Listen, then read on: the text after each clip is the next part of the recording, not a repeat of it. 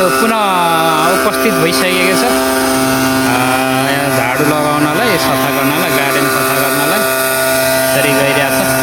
यो सम्पूर्ण यहाँ जति पनि भएको छ यो रुखहरूको पत्ता-सत्ताहरू यो सबै उसले नै सफा गर्ने हो। यतातिर यो बास्केटबल एरिया, बास्केटबल खेल्ने ठाउँ त्यहाँ हो। अनि यतातिर सबै यो गार्डन जति सबै उसले नै सफा गर्ने हो।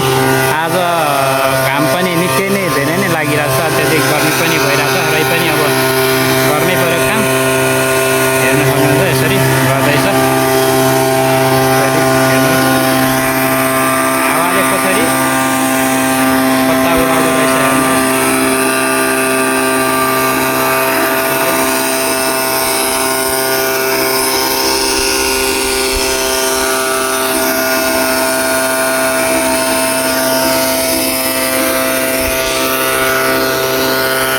आगामी दिनमा पनि यस्तै भिडियोहरू हेर्न चाहनुहुन्छ भने यस मेरो युट्युब च्यानललाई सब्स्क्राइब गरिदिनुहोस्, लाइक गरिदिनुहोस्, कमेन्ट गरिदिनुहोस्।